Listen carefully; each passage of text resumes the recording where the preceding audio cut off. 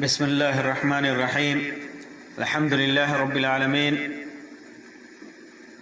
الرحمن الرحيم مالك يوم الدين،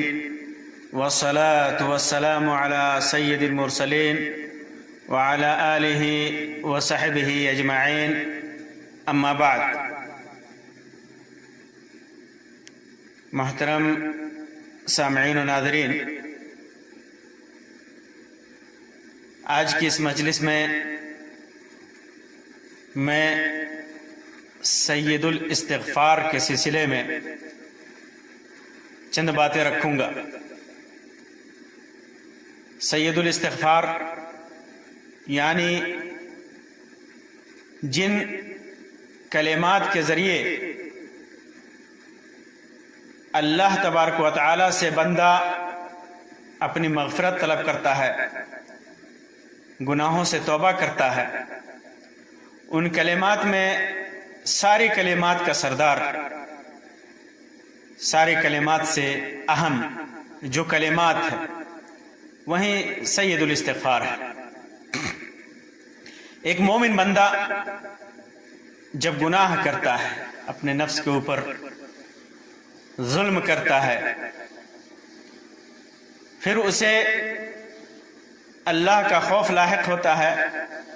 اللہ کا ڈر لاحق ہوتا ہے، تو پھر وہ اللہ کے حضور توبہ کرتا ہے۔ اسی وجہ سے اللہ تبارک و تعالی نے ان لوگوں کو متقی جیسی صفت سے متصف کیا ہے اور ان کے لیے جنت کا وعدہ کیا ہے۔ اللہ تعالی فرماتا ہے والذین اذا فعلوا فاحشة او ظلموا انفسهم ذکروا اللہ فاستغفروا لذنوبهم ومن یغفر الذنوب الا اللہ ولم یصروا على ما فعلوا وهم یعلمون۔ جب ان متقی لوگوں کے لیے جنت ان متقی لوگوں کے لیے تیار کی گئی ہے جن سے کوئی بے حیائی کا کام ہو جاتا ہے یا کوئی گناہ سرزد ہو جاتا ہے،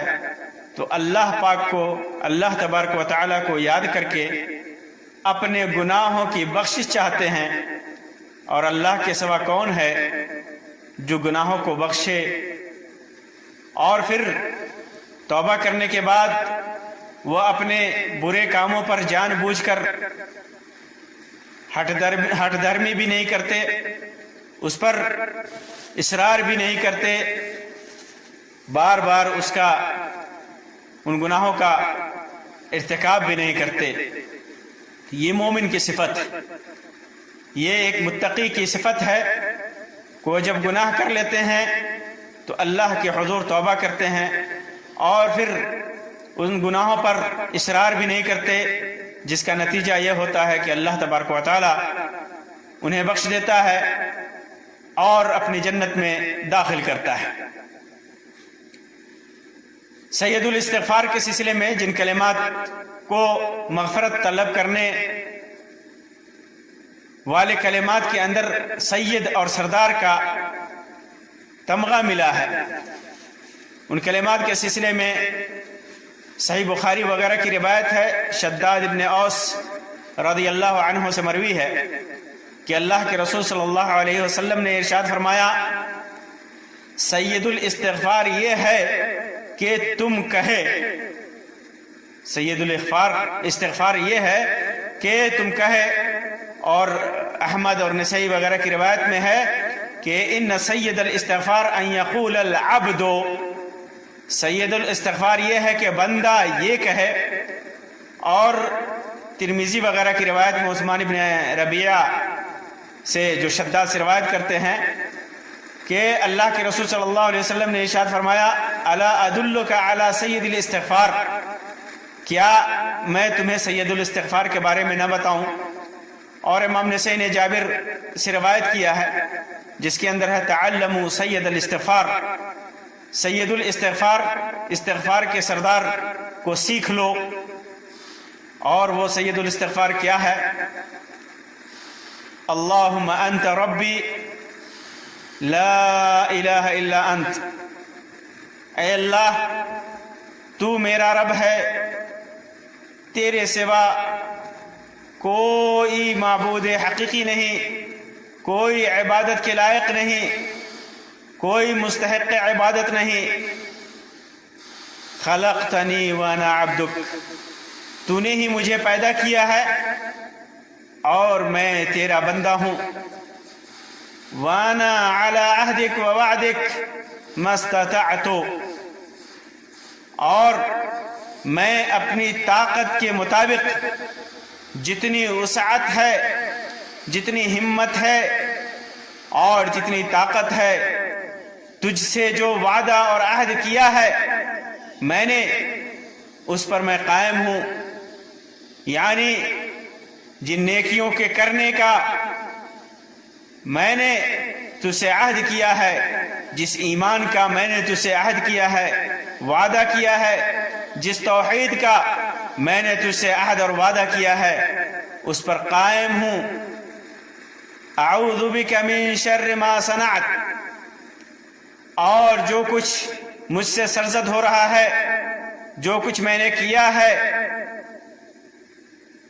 اور جو کچھ میں نے برائی کی ہے، ان برائیوں کے شر سے تیری پناہ چاہتا ہوں، ان برائیوں پر عذاب سے میں تیری پناہ چاہتا ہوں۔ ابوء لک بنعمتک علی، مجھ پر تیری جو نعمتیں ہیں، جو تو نے میرے اوپر انعام کیا ہے، میں اس کا اقرار کرتا ہوں۔ وابوء لک بذنبی، اور میں نے جو گناہ کیا ہے اس گناہ کا بھی اعتراف کرتا ہوں۔ فاغفر لی، تو مجھے بخش دے، میری مغفرت فرما۔ فإنہ لا یغفر الذنوب الا انت، کیونکہ تیرے علاوہ کوئی گناہوں کو بخشنے والا نہیں ہے۔ اللہ کے رسول صلی اللہ علیہ وسلم فرمایا اس کی فضیلت میں، سید الاستغفار کی فضیلت میں اور اس کے فائدے کے سلسلے میں فرمایا وَمَنْ قَالَهَا مِنَ النَّهَارِ مُوقِنًا بِهَا، جس نے اس دعا کے الفاظ پر یقین رکھتے ہوئے دل سے یقین رکھتے ہوئے اس کو کہا دن میں، صبح میں من قالها من النہار، جس نے اس دعا کو دن میں موقنا بہا، دل سے یقین رکھتے ہوئے، اس کی فضیلت کا یقین رکھتے ہوئے، اس کی قبولیت کا یقین رکھتے ہوئے اور اس پر ایمان رکھتے ہوئے، جس نے کہا صبح کے وقت دن چڑھتے ہوئے فمات من یومہ، اور پھر اسی دن اس کی موت ہو گئی، قبل ان یمسی، شام ہونے سے پہلے اس کی موت ہو گئی اسی دن، فہو من اہل الجنہ، تو وہ اہل جنت میں سے ہے، وہ جنت میں جائے گا۔ ومن قالها من اللیل وهو موقن بها، اسی طرح یقین کے ساتھ، تصدیق کے ساتھ، ایمان کے ساتھ جس نے رات کو یہ دعا پڑھی، شام کے بعد یہ دعا پڑھی، فمات قبل ان یصبح، اور صبح ہونے سے پہلے اس کی موت ہو گئی، فهو من اہل الجنہ، تو وہ اہل جنت میں سے ہوگا، کیونکہ اس نے خلوص دل کے ساتھ، یقین کے ساتھ توبہ کیا ہے، تصدیق کے ساتھ توبہ کیا ہے،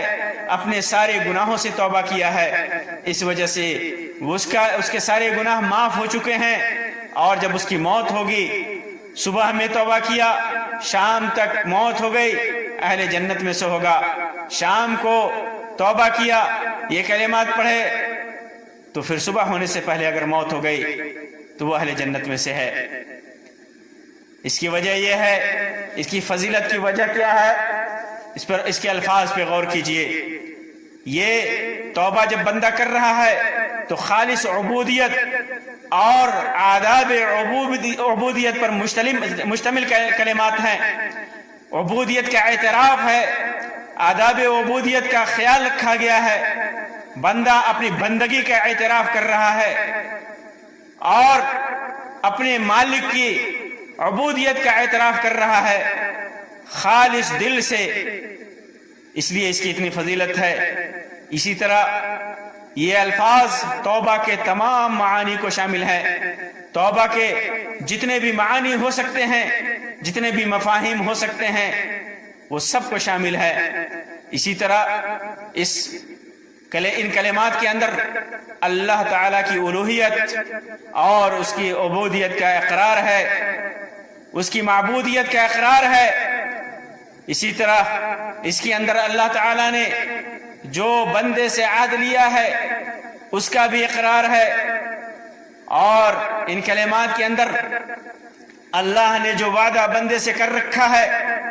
کہ وہ نیکی کرے گا تو انہیں جنت نصیب ہوگی، اس کا بھی اقرار ہے. اس کی امید بندہ اپنے رب سے کر رہا ہے کہ اللہ کا جو وعدہ ہے، جو عہد ہے،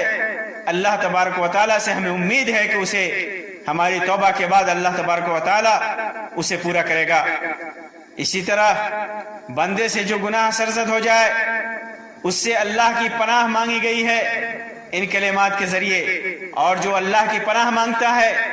اللہ تبارک و تعالیٰ اسے ضرور اپنی پناہ میں اور اپنی رحمت میں جگہ دیتا ہے. اسی طرح بندے نعمت کی نسبت بندہ ان کلمات کے ذریعے اللہ کے تبارک و تعالیٰ کی طرف کر رہا ہے، اور گناہ کی نسبت اپنی طرف کر رہا ہے. جو بھی نعمت اسے میسر ہے وہ اللہ تبارک و تعالیٰ نے ہی دیا ہے، اور جو کچھ بھی گناہ کیا ہے وہ خود اس نے اپنی طرف سے اس کا ارتکاب کیا ہے. اسی طرح اس کے اندر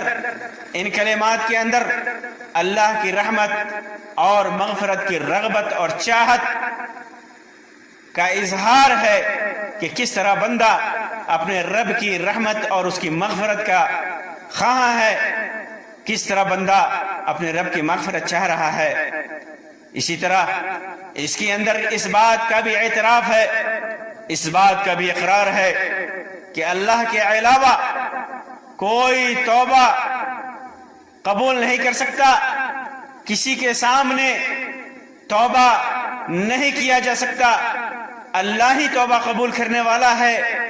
اور وہی مغفرت کر سکتا ہے. اللہ کے علاوہ کوئی اس کی مغفرت نہیں کر سکتا، اللہ تبارک و تعالیٰ کے علاوہ کوئی اس کی توبہ قبول نہیں کر سکتا. وہی معبود حقیقی ہے، وہی خالق ہے، وہی رازق ہے، سارے امور کا مدبر وہی ہے. بندوں کو گناہ پر معافی دینے کا حق صرف اسی کو حاصل ہے، جنت اور جہنم دینے کا حق صرف اسی کو حاصل ہے. یہ عظیم معانی، یہ بڑے بڑے عبودیت اور توبہ کے معانی ان کلمات کے اندر پوشیدہ ہیں. اسی وجہ سے ان کلمات کو سید الاستغفار یعنی مغفرت طلب کرنے کا سردار کہا گیا ہے. اللہ تبارک و تعالیٰ سے دعا کیجیے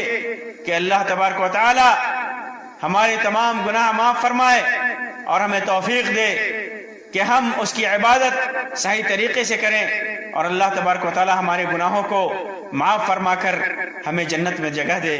اللہم انت ربی لا الہ الا انت خلقتنی وانا عبدک وانا على عهدك ووعدك ما استطعت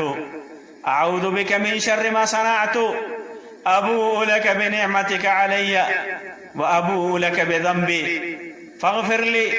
فانه لا يغفر الذنوب الا انت. آمين يا رب العالمين. وآخر دعوانا أن الحمد لله رب العالمين، وصلى الله على خير خلقه وسلم، والسلام عليكم ورحمة الله وبركاته.